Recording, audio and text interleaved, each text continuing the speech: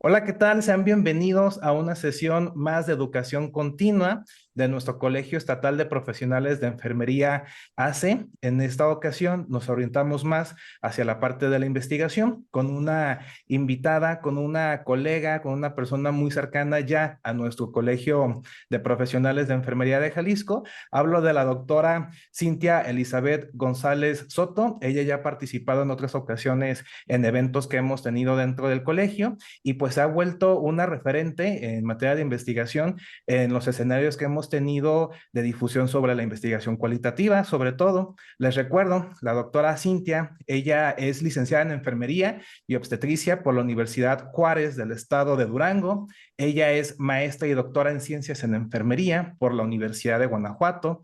Ella es autora de diferentes artículos científicos en revistas indexadas, es autora de diferentes capítulos de libros, sobre todo desde la perspectiva del envejecimiento e investigación cualitativa en salud. Y pues bueno, también ha estado realizando diferentes tipos de estancias de investigación, particularmente en el Hospital Infantil de México, Federico Gómez, en la Universidad Federal de Paraíba, en la Universidad Federal de Reconcavo de Bahía. Ella cuenta con un diplomado en edición y diseño de publicación de revistas científicas, tiene 10 años de experiencia clínica, 8 como docente de la misma universidad. Ella es profesora tanto de pregrado como de posgrado en la Universidad de Guanajuato y es miembro, fundador y secretaria general de la Academia Mexicana de Fenomenología e Investigación Cualitativa en Salud. Doctora, sea bienvenida a este tu espacio, a este tu colegio, siempre que tú nos quieras estar acompañando con temas de investigación enfocada a la investigación cualitativa. Sabemos que de acuerdo a tus publicaciones, pues trabajas mucho lo que tiene que ver con la salud del adulto mayor. Para las personas que quieran informarse un poco más, dense la tarea de googlear a la doctora Cintia. Se van a dar cuenta que en los últimos años se ha dedicado a fortalecer la divulgación científica en enfermería desde esta perspectiva, haciendo las narrativas en enfermería, aprovechando al máximo las estancias académicas. En periodo de COVID, ella se quedó a fortalecer muchísimo esta parte. Y bueno, pues como líder en la investigación cualitativa es que el día de hoy pues le hicimos la invitación muy en lo particular para que nos cuente acerca de las estrategias de recolección de datos y análisis en la investigación cualitativa. Le invitamos para que nos platique más características de los servicios, de las actividades que ofrecen dentro de la misma academia. Sabemos pues que tienen diferentes talleres, diplomados, que han sacado un libro y pues queremos darle esa amplitud a la voz en lo que se está haciendo en investigación cualitativa en enfermería, que es una de las disciplinas líder en este tipo de diseños metodológicos a nivel nacional e internacional. Doctora, te agradezco siempre el espacio que nos estás haciendo a nosotros. Bienvenida y te dejo el uso del micrófono. Muchas gracias, doctor Jonathan. Te agradezco mucho la invitación, también al resto de los integrantes del colegio. Por supuesto, siempre es un gusto estar con ustedes. Agradezco mucho la participación y bueno, pues les mando un saludo a todos y cada uno de ellos a la distancia. Ya en algún momento pues tendremos la oportunidad de coincidir presencialmente, pero por lo pronto hay que sacarle jugo a estas herramientas tecnológicas que retomamos como que la pandemia ya no las hemos querido soltar y es muy bueno porque nos sirven mucho para acercarnos. Entonces, bueno, pues en esta ocasión se me hizo la invitación justamente pues para hablar sobre colecta y análisis de datos cualitativos. Sin duda, cuando hablamos de investigación cualitativa, algo que nos genera muchísimas dudas y conflicto es cómo voy a recolectar los datos y luego cómo los voy a analizar. Que estamos tan acostumbrados a trabajar con números, a aplicar encuestas o aplicar test, pues que no concebimos otras formas de recolectar datos, ¿no? Entonces, bueno, el día de hoy así de manera bastante general, porque no es la intención abrumarlos, sino más bien como esta introducción y ir generando el interés en ustedes sobre la investigación cualitativa, pues voy a permitirme hablar de las principales técnicas y métodos de colecta de datos y también de esos análisis o métodos de análisis de datos cualitativos, que son los que más se retoman comúnmente en la investigación en salud y bueno, pues con un especial énfasis en la enfermería desde la experiencia que tenemos. Entonces, por ahí vamos a ir platicando también. Sí, así al final, tengo entendido que tendremos un momentito para preguntas al respecto y también por ahí les dejaré mi contacto por si alguien tuviera el interés pues de acercarse un poquito más a la investigación cualitativa con mucho gusto y por supuesto pues a la academia donde siempre serán bien recibidos. Bueno, vamos a comenzar hablando sobre esta parte de la colecta de datos. Cuando hacemos investigación cualitativa, al inicio, cuando tenemos un fenómeno de interés, pues no lo tenemos propiamente dirigido hacia un diseño. Es decir, nosotros tenemos la inquietud de algún tema en específico y a partir de esa inquietud, pues ya se irá hacia un diseño u otro. Es decir, ya será que hagamos teoría fundamentada, que hagamos fenomenología, que hagamos etnografía o alguna otra o que retomemos algún otro diseño de investigación cualitativa. Sin embargo, a diferencia de la investigación cuantitativa, el diseño no necesariamente nos dicta cómo vamos a recolectar datos y cómo los vamos a analizar. En este sentido, la investigación cualitativa es flexible. Y para eso, pues también necesitamos sumergirnos y conocer las diferentes técnicas, los diferentes métodos para saber cuál será el más adecuado dependiendo del fenómeno que vamos a estudiar, del diseño que hemos elegido y en muchas ocasiones también de los escenarios y las herramientas con las que contamos. En este sentido, pues habrá que desarrollar entonces toda una planeación para la colecta de los datos cualitativos. Es muy importante cuando estamos, sobre todo cuando estamos mudando o adentrándonos al mundo de la investigación cualitativa, tener muy claro que nosotros tenemos técnicas de colecta de datos y el instrumento que sería en la investigación cuantitativa, ese test o esa medición o esa escala no es necesariamente de la misma forma. Es decir, en la investigación cualitativa el instrumento es el investigador. Y a veces esto nos genera un poco de confusión porque nos dicen, bueno, yo tengo una guía de entrevista o yo tengo aquí una serie de elementos que voy a observar o yo tengo aquí 3 preguntas que voy a hacer, pero ese no es el instrumento en investigación cualitativa. En investigación cualitativa decimos que el instrumento es el investigador porque a través del investigador es como se generan y luego se colectan los datos. Decimos también que los datos no están ahí, los datos cualitativos no están en las personas, sino que hay que generarlos. Es decir, hay, por ejemplo, en las entrevistas hay que promover ese momento de reflexión donde justamente se van generando los datos. Es decir, la persona no tiene, ella ya vivió las experiencias, por supuesto, pero no los ha reflexionado de manera consciente e intencional, entonces necesita propiamente el investigador como instrumento hacer que haya esa reflexión para luego pues poder tomar esos datos y proceder a el análisis, ¿no? Entonces es muy importante que el investigador como instrumento esté capacitado para hacer esa entrevista o esa observación o alguna otra técnica de colecta de datos. Sin embargo, pues bueno, cuando somos nuevos, ¿cómo es que lo hacemos, no? Hay un sinfín, pues, de artículos, incluso de libros como el que ya nos comenta el doctor que desde la academia hemos podido realizar y que un poco más adelante lo comentaré.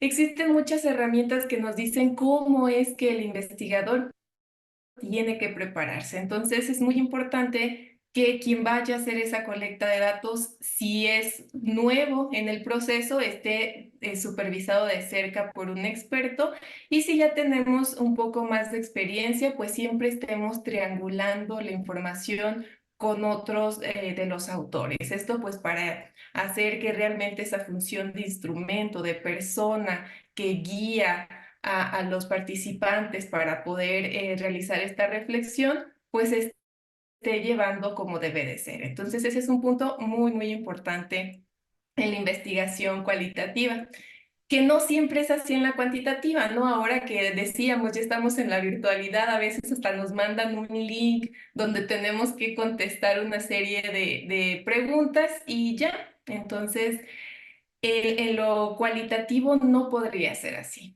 Siempre tendrá que estar él o los investigadores recolectando los datos. Y bueno, muy de la mano de esta parte del investigador como instrumento, pues está la técnica de colecta de datos. En investigación cualitativa hablamos de técnicas o métodos de colecta de datos. Y como les decía yo, de manera muy personal, yo prefiero decir de generación de datos cualitativos, porque yo les vuelvo a repetir, yo no creo que estén ahí, sino que se generan al momento de la interacción con el otro, ¿no? Con nuestros participantes. Y es por eso que decidí retomar esa imagen que pueden ver en la pantalla, donde pues todos tenemos ya en nuestra mente las experiencias, hay una forma en cómo nosotros las percibimos, pero hasta que no las reflexionamos, no le damos significado. Nos pasan muchísimas cosas, pero solamente cuando alguien nos pregunta sobre una en especial, es que podemos hacer ese proceso de reflexión para regresar al pasado y reinterpretar lo que vivimos, ¿no? ¿Cómo es que en este momento yo significo o yo entiendo eso que me pasó hace 2 días, hace 5 años, incluso en la mañana? Porque en investigación cualitativa los datos que se tengan y que se analicen siempre serán pues en momentos pasados. No podremos estar analizando el aquí y el ahora, sobre todo cuando hablamos de significados. Y en este sentido de técnicas y de métodos, aunque no son los únicos, sí son los más comúnmente retomados, las entrevistas cualitativas y la observación cualitativa. Muy importante hacer la distinción de observación cualitativa porque en otros paradigmas de investigación, pues también observamos, pero es de diferente forma, ¿no? Entonces, bueno, cuando hablamos de entrevistas cualitativas, yo creo que las más populares que siempre vienen a nuestra mente son la entrevista semiestructurada, la entrevista en profundidad y a lo mejor en un tercer lugar, las entrevistas fenomenológicas. No son las únicas. Hay más, incluso hay estas entrevistas en grupos focales, entrevistas circulares y de otro tipo, pero pues bueno, decíamos que son las comúnmente retomadas en investigación.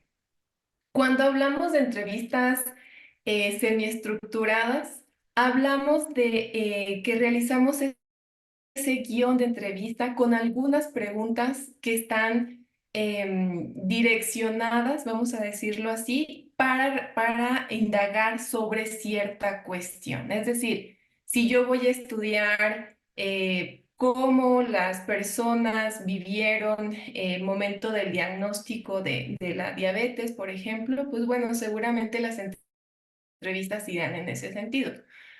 ¿Qué fue lo que pasó por su mente cuando el médico le dijo que tenía diabetes? O cuénteme cómo fue ese momento, le tomaron algunos laboratorios, usted se sintió mal, etcétera, ¿no? Tienen que estar dirigidas a lo que nos interesa. Sin embargo, en esa entrevista semiestructurada, por eso es semiestructurada, las preguntas deben de dar la oportunidad a que la persona cuente su experiencia. Es decir, deben de ser preguntas que no se contesten con sí, no, o con frases cortas. Tienen que ser preguntas que hagan que la persona cuente sobre cómo vivió ese momento, cómo lo percibió, sus sentimientos, etcétera. Y esta es la principal diferencia con las entrevistas cuantitativas o estructuradas propiamente, que en esas entrevistas, pues las respuestas suelen ser muy cortas, con mucha frecuencia son sí, no, como opciones de respuesta muy concretas, porque pues luego eso se convierte en datos y se busca esa generalización, ¿no? Entonces, estas entrevistas semiestructuradas, si bien sus preguntas sí van direccionadas al fenómeno propiamente, dejan la oportunidad a que las personas profundicen más. Y siempre van acompañadas de otras preguntas que llamamos preguntas de conducción, es decir, estas preguntas que nos permiten profundizar más. Por ejemplo, si nosotros le dijéramos, bueno, cuénteme cómo se sintió usted cuando el médico le diagnosticó diabetes, pues ella nos dará su explicación.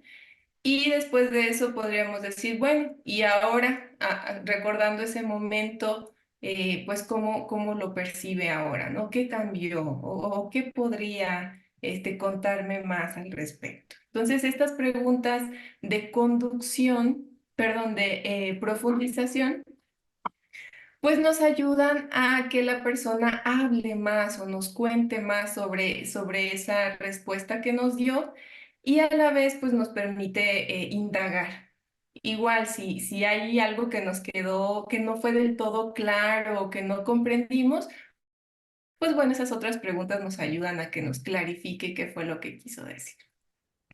Si continuamos con otras entrevistas que creo yo que son las más retomadas por la investigación cualitativa, son las entrevistas en profundidad. Casi siempre que leemos una investigación cualitativa, creo yo que en la mayoría de las ocasiones pues son las entrevistas en profundidad.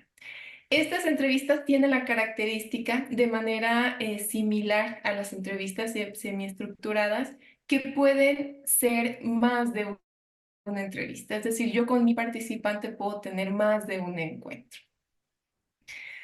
Pero a diferencia de las semiestructuradas, las entrevistas en profundidad tienen una, dos máximo, y eso decimos ya, son muchas preguntas, tres preguntas. ¿Por qué? Porque la intención en las entrevistas de profundidad es que los participantes nos cuenten toda su experiencia, pero de una manera donde ellos puedan explayarse, donde las preguntas no los limiten solamente a un momento de la experiencia. Y en este sentido, en vez de preguntarle a la persona, por ejemplo, cómo se sintió cuando le dieron aquel diagnóstico, pues podríamos preguntarnos cuál fue su experiencia cuando la diagnosticaron con diabetes, ¿no? Y entonces ella, aparte de contarnos cómo se sintió, va a decir lo que pensó en ese momento, incluso nos va a contar cómo fue que el médico se lo dijo, si estaba sola, qué pasó cuando llegó ahí, etcétera, etcétera, ¿no? Luego ya bastante información. Y como les comentaba, pues puede ser más de un encuentro. Si nosotros ya realizamos esa entrevista en profundidad y después cuando la estamos transcribiendo o analizando nos surgieron dudas, bueno, podemos regresar a tener otro encuentro pues para aclarar eso. De manera similar a las semiestructuradas, también podemos tener esas preguntas que nos ayudan a profundizar o a clarificar algunas cuestiones que nos surjan al respecto. Y en este sentido, pues también las entrevistas en profundidad tienden a ser bastante extensas. Una hora y media, yo creo que lo menos unos 40, 45 minutos, porque es ese tiempo en el que la persona nos cuenta cómo vivió toda esa experiencia, ¿no? Entonces, será complejo que en 5, 10 o 15 minutos realmente logremos profundizar en la experiencia de las personas. Les digo yo a los compañeros a veces que hablamos de las entrevistas en profundidad, le digo, es que simple y sencillamente en cuánto tiempo tú le cuentas a una persona lo que te pasó, ¿no? O sea, en cuánto tiempo le cuentas, no sé, algún suceso importante para ti, pues ni siquiera en los 10, 15 minutos. Ahora imagínate todo un fenómeno, toda una vivencia alrededor de un fenómeno, pues en 10 o 15 minutos que quedaría bastante corto. Es por eso que estas entrevistas son bastante más largas, incluso que las semiestructuradas. Y en este mismo sentido están las entrevistas fenomenológicas, que estas, a diferencia de las dos anteriores, sí son exclusivas de la investigación o de del enfoque fenomenológico. Es decir, em, lo más adecuado cuando hacemos estudios con diseño fenomenológico es hacer entrevistas fenomenológicas. En eso sí.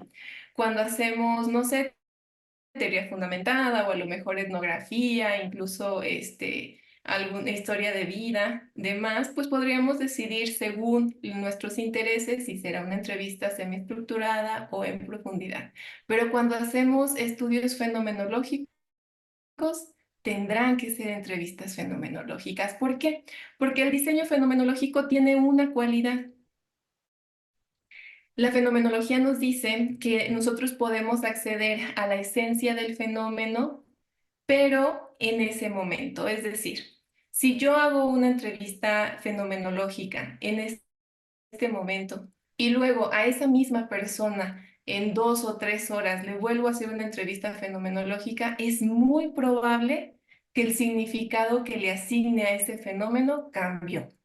¿Por qué? Porque hay un proceso de reflexión y eso es cambiante. La fenomenología se apoya mucho en el concepto de lo que es la temporalidad y ellos nos dicen que dependiendo el momento en el que se reflexione una experiencia, va a ser el significado que se le asigne. Entonces no será lo mismo si, igual, retomando el mismo ejemplo, si yo le pregunto a la señora, pues, cómo fue esa experiencia sobre su diagnóstico de alguna enfermedad, si se lo pregunto cuando va saliendo de con el médico, si se lo pregunto a la semana, si se lo pregunto al mes, incluso si se lo pregunto ahora que no tenía eso ya en mente, que no lo había reflexionado, y si se lo pregunto en un par de horas que probablemente ya la dejé pensando. Entonces, eso será diferente. Es por eso que las entrevistas fenomenológicas son únicas. Solamente se realiza un encuentro. Pero muy parecido a las entrevistas en profundidad, tiene que ser un encuentro profundo, un encuentro denso, un encuentro bastante extenso en cuanto a tiempo porque necesitamos ahí sí escudriñar lo más que se pueda sobre el fenómeno, que no nos quede ninguna duda que si nos está hablando de que le dolió mucho, por ejemplo, el diagnóstico, pues tendremos que saber si ese dolor lo sintió, vamos a decirlo corporalmente, o si nos habla como de un dolor más emocional, ¿no? Nada puede quedar ambiguo. El investigador como instrumento tiene que aclarar todas sus dudas para que el fenómeno realmente sea abordado en todas sus dimensiones y que nosotros podamos entonces comprender esa experiencia para después poder identificar el significado que las personas le dan, porque esto también es muy importante. Los significados no los asignamos nosotros como investigadores, los asignan las personas que vivieron ese fenómeno, esa experiencia. Nosotros solamente los rescatamos. ¿Cómo? Pues a través de nuestro análisis, que ya lo veremos un poquito más adelante. Y cuando hablamos de la parte de observación cualitativa, pues puede ser la observación estructurada, que de manera bastante similar será como con un guión sobre lo que vamos a observar. La observación no estructurada, que ya nos da esta apertura a que se observe todo el fenómeno y su contexto. La observación participante, donde el investigador es parte de los participantes. Esto se usa bastante en etnografía, por ejemplo, donde las personas van, por ejemplo, a grupos o a comunidades indígenas y entonces son como parte de la comunidad y ahí mismo estamos observando, ¿no?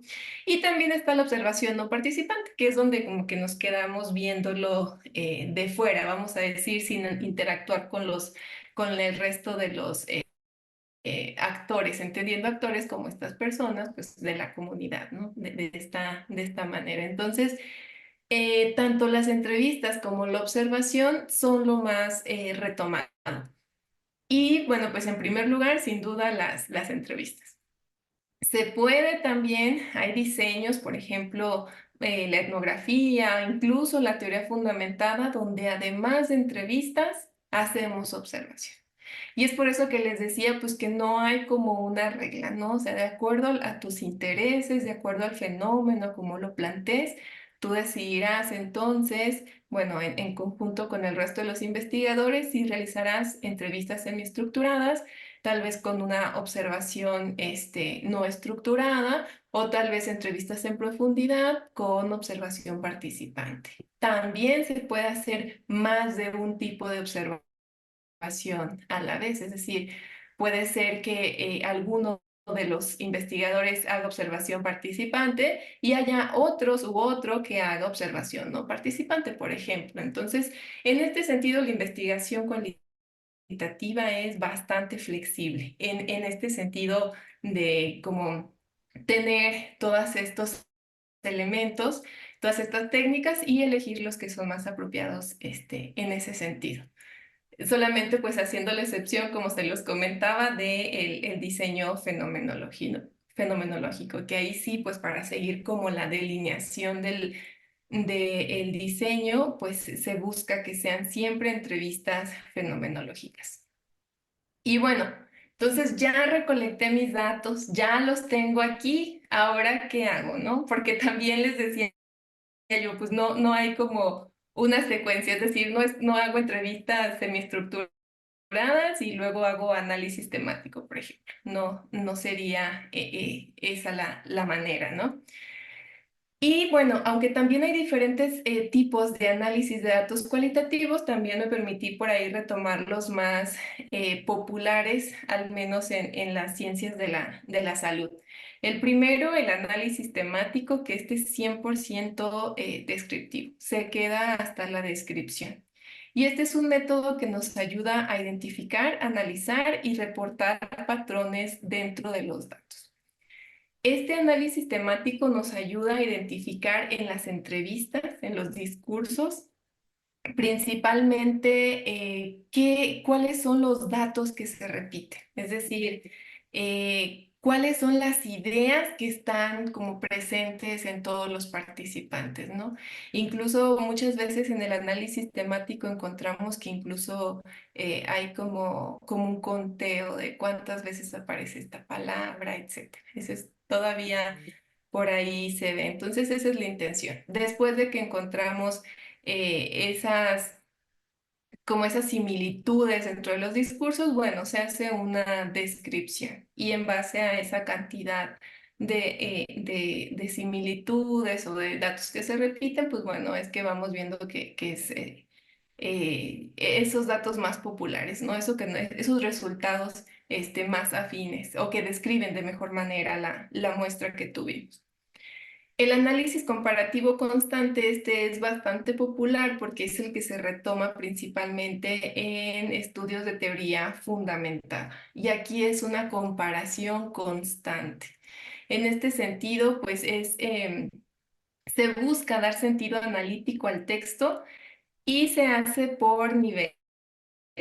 Entonces, luego se escucha, bueno, hablamos en investigación cualitativa, pues de codificar y luego de hacer tu árbol de códigos y luego que surgen ya justamente las categorías. Entonces, como en ese sentido es como de niveles, ¿no? Primero codificamos, luego hacemos árboles de códigos y luego ya tenemos esas categorías que incluso algunos tienen como en esas categorías subcategorías y en ese sentido hablamos como de diferentes niveles, pues para hacer las distinciones. Y en este análisis hablamos de diferencias, buscamos similitudes también, comparamos constantemente los datos datos de un participante con otro hasta refinar los datos. Y aquí es muy importante todo el trabajo de investigación previa que se hace. Toda esta parte del estado del arte o toda esta parte de identificar, de revisión de la literatura sobre qué hay sobre el tema, porque justamente con eso también se contrasta. Por eso es que hay un comparativo constante. Y en este punto, pues siempre estaremos como interrogando los datos, decimos nosotros, o sea, revisando si este dato que tengo yo se presenta en otro, cómo lo comparo, es igual, es diferente, etcétera. Luego, al igual que la entrevista fenomenológica, tenemos el análisis fenomenológico, que este también es exclusivo del diseño fenomenológico. En este sí tendríamos ya como esa secuencia o esa cadenita, vamos a decirlo. Y el análisis fenomenológico es muy particular porque en todos hay diferentes referentes, vamos a decirlo así, hay diferentes teóricos o filósofos que nos dicen, nos dan como este método, esta serie de pasos a seguir para realizar. Pero en el análisis fenomenológico puede ser de tres tipos. Puede ser que nos ayude a describir, como es, por ejemplo, el método fenomenológico de Husserl, o tenemos otros que nos ayudan a comprender e incluso a interpretar, por ejemplo, Heidegger. Entonces, todo dependerá del objetivo que tenemos, ¿no? Si queremos solamente describir el fenómeno, ok. Podemos quedarnos con Husserl o algún otro referente que solamente se quede hasta la descripción. Pero si ya buscamos comprender e interpretar el fenómeno, tendremos forzosamente que identificar un filósofo cuya propuesta de método fenomenológico nos ayude a llegar hasta la interpretación de los datos. Y en este punto es importantísimo, es muy importante para desvelar realmente la esencia de un fenómeno y poder identificar el significado que las personas le asignan a ese fenómeno, que vayamos con nuestra mente en blanco o lo que se conoce como apogeo, esa suspensión de las ideas. Es decir, si yo en el análisis comparativo es muy importante esa revisión de literatura que yo hice, en el análisis fenomenológico es muy importante que lo que yo conozca sobre el fenómeno lo tenga suspendido, o sea, lo suprima intencionalmente para que mi conocimiento al respecto no afecte en los resultados de las personas. Y esta es como es como la premisa más grande del análisis fenomenológico, el que el investigador no permita que su conocimiento o su juicio sobre el fenómeno vaya a afectar en los resultados. Pero eso siempre tiene que ser consciente, porque si no lo tenemos consciente, pues por ahí se nos puede ir algo, ¿no? Que es como podría ser una razón de sesgo. Y bueno, finalmente el análisis narrativo, que este también es bastante popular, sobre todo en relatos de vida, en historias de vida también por ahí, y en casos como en estudios de casos muy particulares. Y este busca pues comprender los relatos de las personas en un contexto temporal determinado. Es por ejemplo cuando hacemos una biografía, ¿no? Una historia de vida. Bueno, pues en este momento, cómo analizamos lo que nos está narrando o contando el participante. Y este análisis pues, nos apoya en la construcción de significados a partir del lenguaje. Aquí sí tendría que ser propiamente, ya sean entrevistas o ya sean documentos escritos los que podríamos analizar, ¿no? Difícilmente ahí entra ya la parte de la observación, ¿no? Porque buscamos que el lenguaje principal, o sea, el lenguaje escrito sea el que nos apoye para este tipo de análisis. Y bueno, de manera bastante general, esos serían como los más populares, pero bueno, yo sé que en este momento muchos estarán preguntando, bueno, y entonces, sí se escucha, pues a lo mejor ahí como un poquito complicado o un poquito como que necesito, leer más o conocer más, y pues para eso dediqué estas últimas diapositivas para hablarles justamente sobre la Academia Mexicana de Fenomenología e Investigación Cualitativa en Enfermería en Salud y Enfermería y Salud, que ya estamos en nuestro cuarto año de labores, que ya estamos registrados también en el RENIECIT, y donde constantemente tenemos diferentes opciones de educación continua, pues para todos nuestros afiliados, pero también para quienes no lo son. Entonces, si ustedes de pronto no son socios, no interesados, pues bueno, pueden ir integrándose a las actividades. La mayoría de las actividades que tenemos son gratuitas.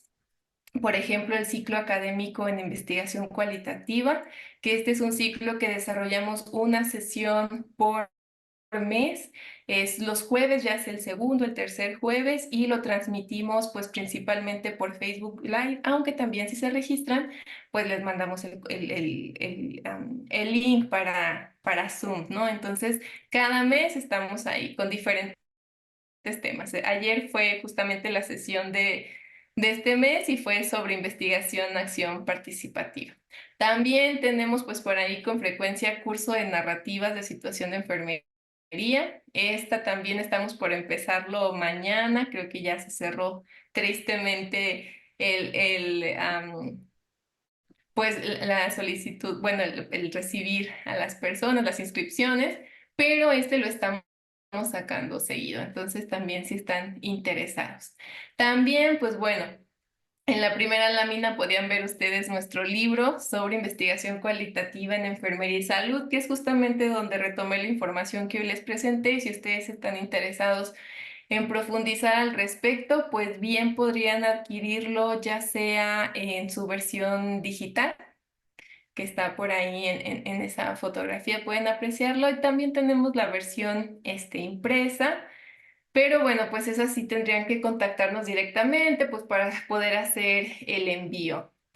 Y bueno, por supuesto, también tenemos otro tipo de talleres como redacción de artículos de investigación cualitativa. Cuando ya tienen ustedes una investigación o alguna inquietud al respecto, que ya hay como una base, pues ustedes podrían retomarlo. Este es el del año pasado, pero en próximas fechas por ahí de agosto estará, sí, julio-agosto estará siendo el de este año para que estén por ahí muy pendientes. De nuestros cursos, de nuestros talleres, pues nos da mucho gusto también decir que tenemos productos que han sido publicados ya sea en libros o ya sea en revistas. Entonces también pues por ahí extendemos la invitación. Y bueno, ya por último, que no son los únicos, pero nada más quería traer algunos.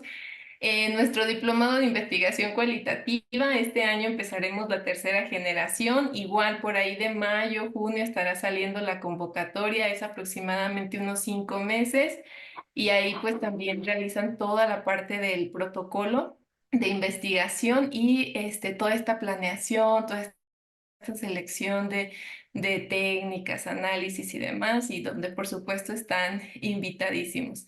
Al ser una asociación civil que estamos registrados también ante el SAT, pues si fuese de su interés, también podemos expedir su factura, porque por ejemplo en el diplomado, pues sí tiene un costo y ya sea que ustedes puedan gestionarlo ahí en sus instituciones o pudieran apoyarles con eso. Y después de eso les damos seguimiento. O sea, terminan su protocolo, pero pues bueno, lo sometemos a un comité de ética y su asesor que se les asigna, tutor los apoya para que lo desarrollen y luego publiquen, que también ya tenemos publicaciones al respecto, ¿no? Sobre sobre los trabajos que se han hecho. Y bueno.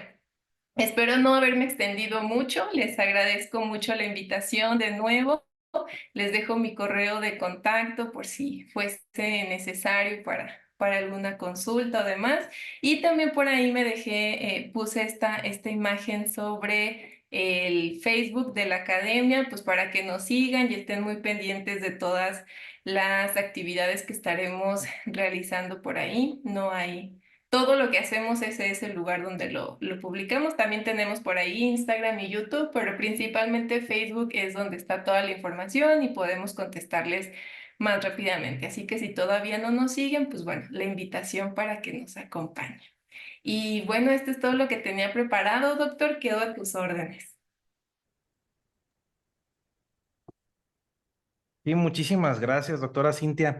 Pues Esta sesión en lo particular, yo creo que va a tener un alcance muy significativo, porque además de compartirlo en las redes sociales que tenemos de nuestro colegio, al igual dentro del colegio vemos algunas personas que nos dedicamos a la docencia, tanto en programas educativos de licenciatura en enfermería, programas de ciencias de la salud, y que también estamos incluidos en programas educativos de posgrado en el que tenemos una gran diversidad de perfiles de profesionales, ¿no? Pongo el caso muy en lo particular, tanto en la maestría y el doctorado en desarrollo humano, interculturalidad y educación, en el que pues tenemos un amplio perfil, la verdad es que es muy amplio, eso conlleva a podernos nutrir, pero también conlleva muchos retos, porque puede haber que existan personas que por la misma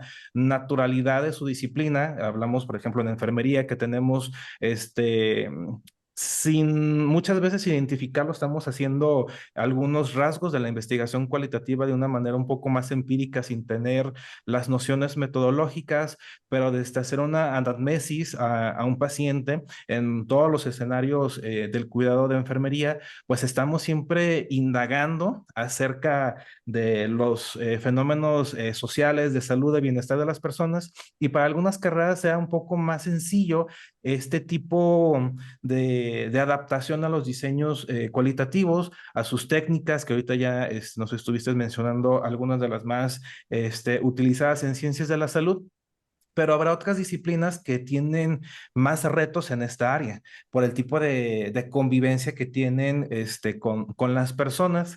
Y te quisiera externar algunos comentarios para ver si nos ayudas a aclarar desde mi propia experiencia de las dudas que veo que no siempre hay una respuesta tan sencilla para poderlas aclarar, y me gusta mucho la sesión que nos dices porque de algo tan teórico, de una gran densidad, tienes una gran capacidad de síntesis, tienes una forma muy pragmática de desmenuzar la información y que uno logre entenderlo cuando no estás tan familiarizado, perdón, con los temas. Y te quisiera preguntar, primero, ¿en qué momento en la investigación cualitativa, cuando utilizamos las entrevistas que nos estuviste diciendo como a profundidad, las semiestructuradas, ya nos quedó, yo creo que muy claro que no deben ser muchas preguntas por darle la apertura a la persona, pues para que nos comience a hacer la relatoría de los acontecimientos, sentimientos y demás? Pero ¿en qué momento yo como estudiante neófito, que es la primera vez que voy a hacer investigación cualitativa, me puedo dar cuenta que es la suficientemente válida mi pregunta o mi serie de preguntas que están bien constituidas? Porque si bien sabemos, pues si estamos hablando de estos temas, debemos de tener un asesor, director, codirectores y bueno, todo el equipo. Pero muy frecuentemente no nos acercamos tan de lleno inmediatamente, y nosotros queremos hacer como el autoconocimiento, la autobúsqueda y decir eureka, y ya que tengo un momento de eureka o de breve asertividad, ya comentamos las cosas o mostramos los productos de aprendizaje a la persona más experta. Y uno, como neófito, cómo se puede percatar que la pregunta es lo suficientemente válida o que va por el camino en que nosotros lo estamos deseando? En la investigación cuantitativa tenemos confiabilidad, validez, sensibilidad, especificidad, y todos esos datos nos dan un gran norte. Pero en la investigación cualitativa, ¿cómo nos estamos dando cuenta de eso? Sí, esa es una pregunta bien interesante porque luego nosotros, y es mi experiencia también personal, la primera vez que yo estuve en esto dije, ¿y qué les voy a preguntar? ¿O cómo voy a hacer la pregunta? ¿O dónde dice cómo hacer la pregunta? ¿No? Bueno, sí hay claramente pues evidencia científica que te dan como recomendaciones, pero pues no hay una regla también ya escrita. Sin embargo, lo que se hace es lo siguiente. Primero, tienes que tener delimitado tu fenómeno y tienes que tener ya tu diseño. Entonces, dependerá mucho del diseño, cómo vayas a hacer tu pregunta. Por ejemplo, vamos a poner el ejemplo de una entrevista fenomenológica. En el caso de una entrevista fenomenológica, yo les decía que lo que buscamos es la experiencia completa. Entonces, no estamos buscando, en el ejemplo que les ponía de la persona diagnosticada con diabetes, no estamos buscando nada más lo que sintió o nada más cómo lo percibió o lo que pensó en ese momento. Estamos buscando como todo el fenómeno, ¿no? Con ese contexto, con esa parte incluida. Entonces, por lo regular, sí, en entrevistas fenomenológicas, nuestra guía va en el sentido de cómo vivió la experiencia de cuando, por ejemplo, lo diagnosticaron con diabetes. No hacemos preguntas de cuál. Eso es muy importante porque yo les digo, cuando me toca dar un poco de esta parte en el diplomado y les digo, es que miren, si yo les pregunto, cuál es su hijo, ustedes me van a decir, ah, pues es este o es aquel. Pero si yo les pregunto, ¿cómo es tu hijo? No, hombre, ustedes me van a tener 3 horas contándome de cómo es su hijo. Y eso es lo que queremos. Nosotros, entonces, por eso siempre usamos esta parte del cómo, ¿no? Esa es como una de las principales características. Y entonces, ya será que te interese la vivencia, por ejemplo, entonces ya, bueno, ¿cómo fue su experiencia con tal fenómeno? Y entonces, en lo fenomenológico basta eso para que la persona se vaya.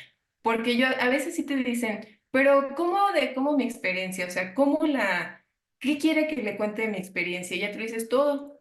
Yo me quiero saber todo sobre su experiencia. Y ya él empieza, no, no, pues mire, etcétera, etcétera. Entonces ya, en las entrevistas fenomenológicas, o tal vez porque tengo ahí mayor dominio, a mí me parece más sencillo. Y cuando hacemos, por ejemplo, entrevistas semiestructuradas, ahí es muy importante que tengas ya delimitadas los elementos sobre los que tú quieres profundizar. Por ejemplo, en este mismo ejemplo de la señora que diagnostican con diabetes, si tú lo que quieres saber es sus sentimientos, tendrás que preguntarle directamente. Ok, ¿cuáles fueron sus sentimientos? Si ya te los va a decir, entonces ahora necesitas cómo fue que los experimentó, o sea, si tuvo miedo, qué fue lo que pensó y demás. Y eso ya si nos damos cuenta va bastante más dirigido. Entonces, esas serán como las estrategias, pues para de inicio empezar a plantearlas, pero no solamente ahí. Nosotros tenemos como investigadores cualitativos, también hacemos un acercamiento al escenario de estudio que sería muy parecido al pilotaje que se hace en cuantitativa. Una vez que tú planteas tus preguntas o tu pregunta, tienes que ir con una persona con las características similares a cómo serán tus participantes, esos criterios de selección que te planteas, y entonces tú le haces la pregunta y tendrás que valorar igual, si lo comprendió, si el lenguaje fue claro, cuál fue su respuesta, o sea, si realmente la respuesta de esa persona está enfocada o te está hablando sobre el fenómeno, porque a veces sí tenemos preguntas que se las hacemos y nos empiezan a contar de otra cosa, ¿no? En el caso muy particular, cuando hice mi tesis de doctorado que habla sobre sexualidad en el adulto mayor, entonces yo decía, híjole, y ¿qué les voy a preguntar? Entonces ahí tenía como una serie de cuestiones, ¿no? Dice 5 o 6 preguntas, iba con estas personas, se las hacía y yo notaba que en algunas, las primeras preguntas, pues se iban como hacia la parte meramente genital. Y entonces decía yo, no, es que yo, o sea, la sexualidad no es lo genital. ¿Cómo le hago para encontrar esa pregunta donde sí me hablen de lo genital, pero de todas las otras dimensiones de la sexualidad, todas esas que nos dice la OMS, ¿no? De erotismo, compañerismo, identidad, etcétera, etcétera. Entonces, es como esta prueba y error, hasta que vas ya teniendo propiamente tu guía de entrevista pues ya estructurada, pero tienes que probarlas, bueno, y uso el probarlas como tienes que ir al escenario, obviamente con otras personas que no vayan a ser de tu muestra, pues para evitar esta cuestión, pero sí tienes que hacer como esa especie de probarlas, a ver si realmente esa pregunta te va a ayudar con ese fenómeno que tú quieres, porque es muy probable que como tú lo dices, doctor, a veces nosotros pensamos, bueno, yo le pregunto esto y ella ya con eso va a comprender. A veces no funciona así en la mayoría de las veces y por eso tenemos pues que probarlas. Muy bien, creo que en esta respuesta le surge la continuidad a un comentario de... me encanta la forma en la que mencionas que el investigador va a ser el mismo instrumento. O sea, que los datos no están ahí flotando, no están ahí nada más por panspermia, van a aparecer como tal y pues ya vas a hacer tu análisis de componentes, te vas a ir a hacer tu árbol, sino que pues el investigador tiene que estar tan preparado y debe de tener tantas herramientas para poder hacer válido todo este proceso de de identificar la información. Y yo quisiera preguntar, ¿cómo es la experiencia en el trabajo de campo una vez que ya estamos haciendo las preguntas? Obviamente, como todas las investigaciones en humanos, pues hay que pedir el consentimiento, o sea, hay que informar. Pero ¿qué pasa si yo ya traigo mis dos preguntas a profundidad y resulta que la persona no tiene tal vez por el mismo fenómeno, no está en la mejor situación o actitud para poderme responder? A lo mejor puede ser un tema relacionado con algo de duelo, o espiritualidad, y que en el momento en que yo estoy haciendo las preguntas, no logre sacarle mucha información. Que en lugar de que sea una conversación de una hora, de 2 horas, de toda una tarde, de un tiempo muy prolongada, que aunque la pregunta no fue condicionada a un sí, un no o una veces, sean demasiado cortas. Yo como investigador aprovecho el momento y sigo haciendo el intento, me retiro o selecciono a a otro sujeto de investigación. ¿Qué es lo más recomendable hacer en esos casos?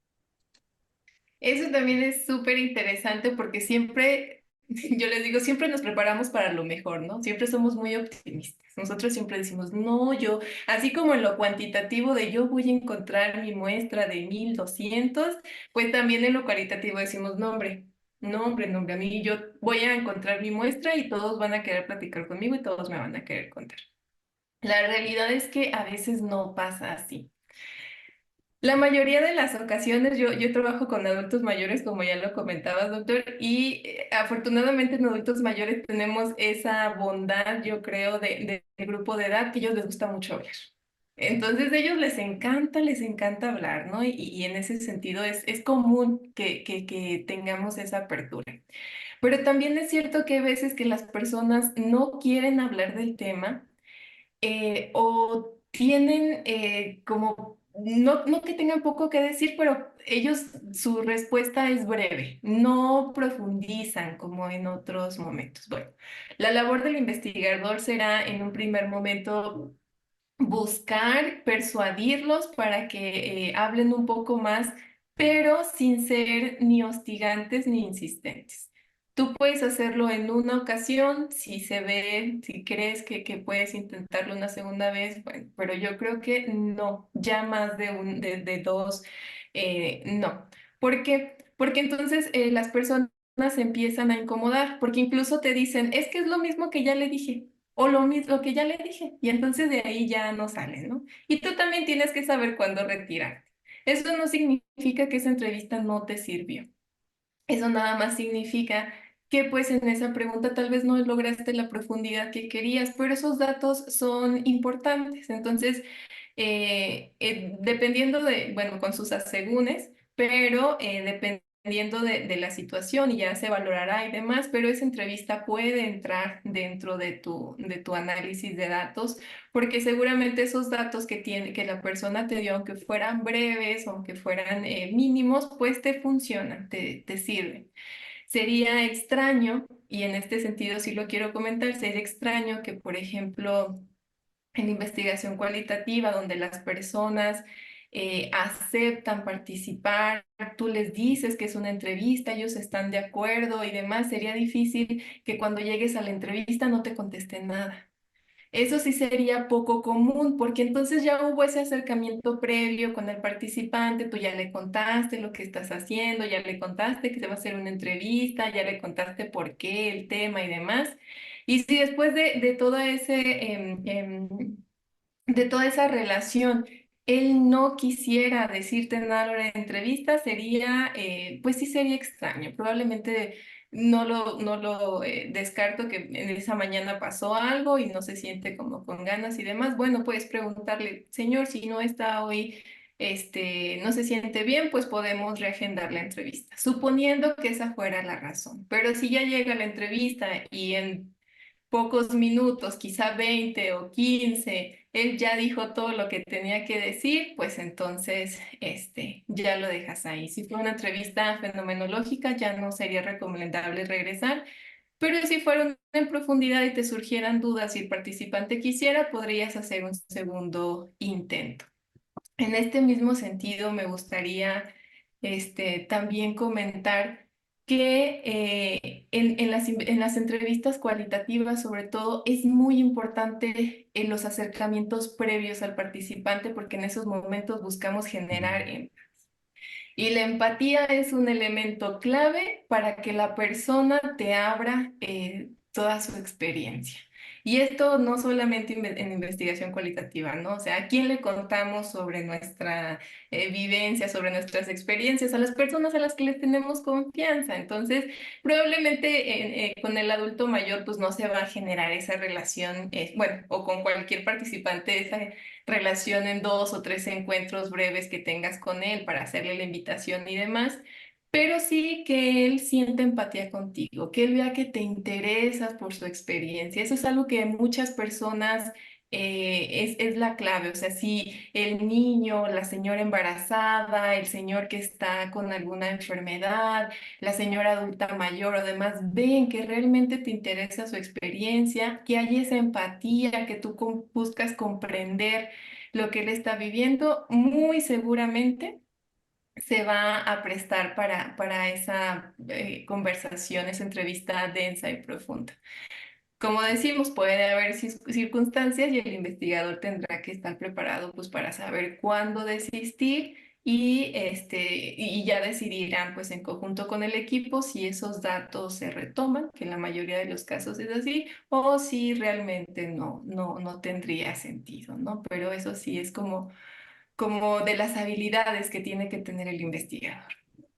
Y justo me quedo pensando, una de las preguntas que te quería realizar eran cuáles eran algunos tips para poder comenzar en este tipo de recolección de datos, pero creo que ahorita en el comentario que acabas de hacer va una gran cantidad de información para esa pregunta, porque muy seguramente desde el fenómeno de investigación, el sujeto, la edad, tal vez el ser hombre o ser mujer, la forma en la que te vistes, puede haber algunas características que vaya a generar una probable limitación un reto a superar mediante alguna estrategia.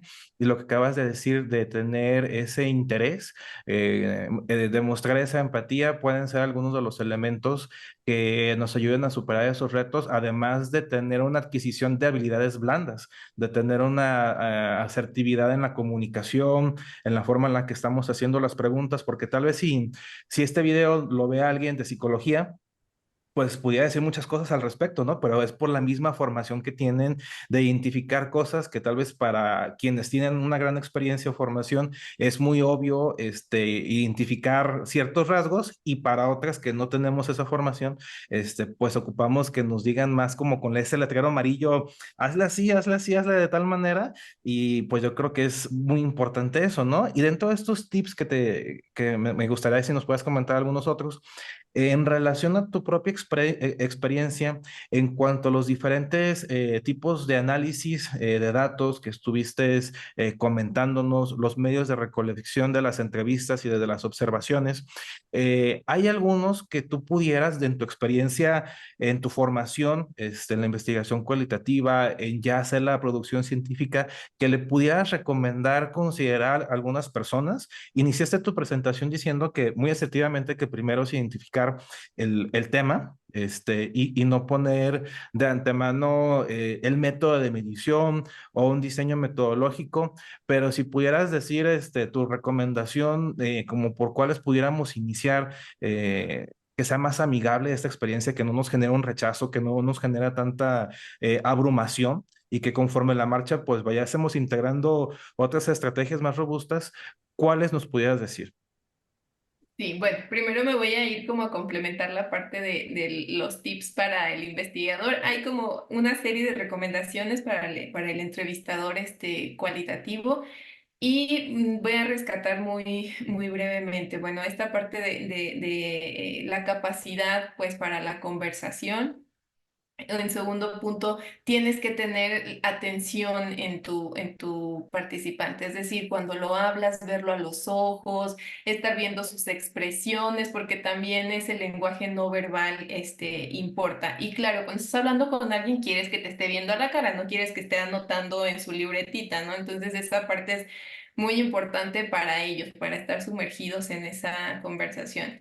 En cuanto al aspecto físico, pues se busca que sea lo más neutral posible, es decir, ni vestidos de enfermeros ni enfermeras, porque eso pues ya supone una posición de poder, pero pues tampoco a lo mejor si vamos a la comunidad de entrevista, pues no vamos a llegar de traje, ¿no? Por ejemplo, también ni de zapatillas, ¿no? En el caso de las mujeres. Incluso así para las mujeres se recomienda que el maquillaje sea discreto, se recomienda que incluso en los labios no tengas así como estos colores bastante fuertes o que tus accesorios sean muy cargados.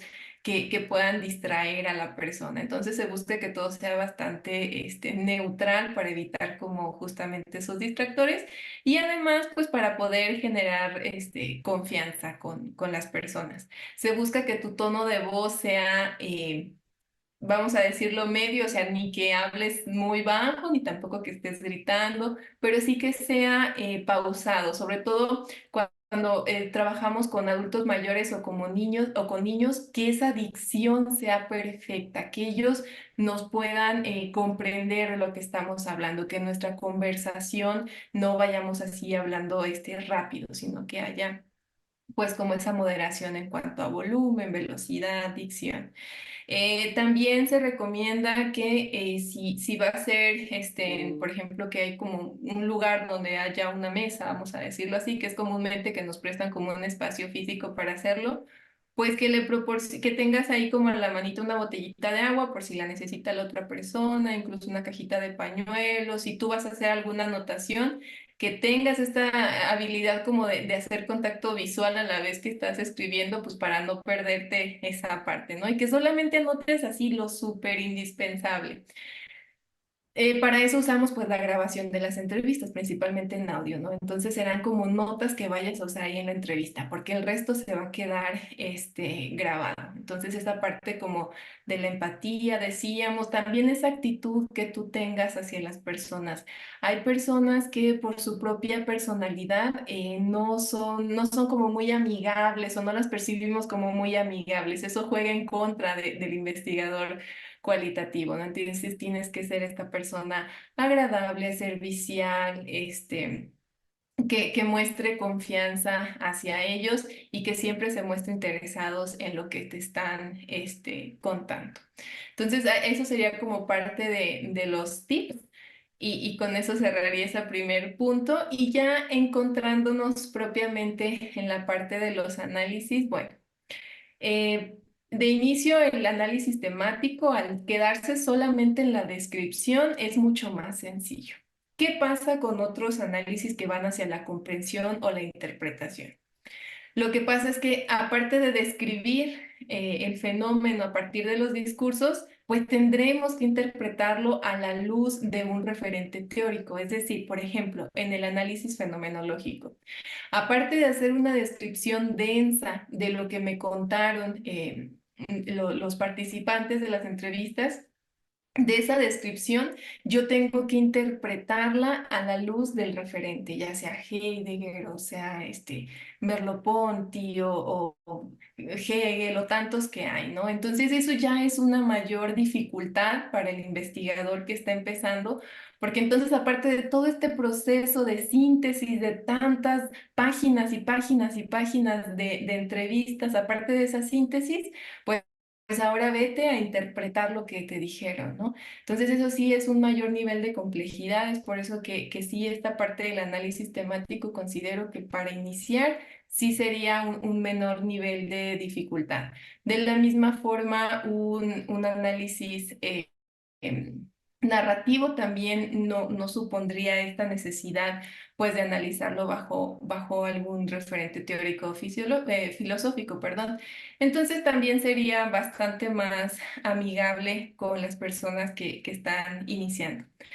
Ya un análisis, por ejemplo, de esta comparación constante, un análisis fenomenológico, sí supone una mayor dificultad donde pues forzosamente tendrás que leer muchísimo, muchísimo, muchísimo más y son lecturas bastante densas porque muchas de ellas son filosofías, entonces son bastante complejas de comprender con solamente leerlas una vez, no hay que estar ahí duro, duro.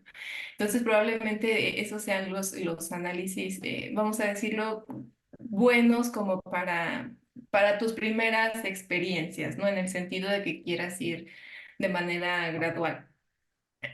Cuando se estudia pues ya un posgrado propiamente con algún enfoque cualitativo, pues bueno, hay más tiempo y hay más instrucción y demás y podremos hacerlo ya con otros que son más complejos, pero probablemente si estamos así como empezando fuera de un posgrado con compañeros o demás, probablemente esos sean los más amigables, vamos a llamarlo así.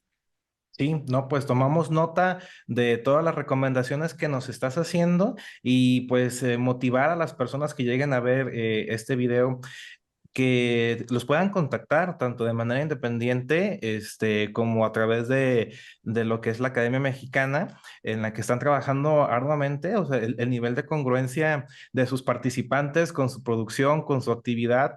Es un gran referente y sobre todo que se esté haciendo la parte de enfermería, es un orgullo que tengan una estructura tan sólida y que este dinamismo no sea nada más en un emprendimiento pues que sea relativamente corto, ya lo decía, ese es su cuarto año, no es sencillo llegar a esta longevidad y no solamente siendo pasivo, ¿no? Sino generando diferentes entornos, entonces pues una felicitación, el agradecimiento pues por la disposición y nuevamente por desmenuzar estos temas de una manera lo suficientemente sencilla para que logremos tener estas aproximaciones a estas temáticas y pues muy seguramente te estaremos haciendo más invitaciones para que nos compartas este tipo de descripciones, de análisis en estas áreas de la investigación cualitativa y pues el agradecimiento, doctora Cintia. No, al contrario, muchas gracias al colegio y a ti, doctor, por la invitación. Siempre estamos abiertos y dispuestos a compartir y a aprender juntos, porque créanme que esto todos los días aprendemos, no hay, o difícilmente va a haber alguien que sepa todo, ¿no? Entonces, Así es. siéntanse pues con la confianza, si así lo requieren, de acudir a nosotros y nuevamente la invitación desde la academia para formar parte de la misma y también pues bueno, si a lo mejor el interés no es formar parte, pues sí, estarnos constantemente educando al respecto desde nuestros diferentes cursos, talleres, etcétera. Siempre serán bien recibidos en la Academia Mexicana y bueno, pues ahí los esperamos, te esperamos, doctor John.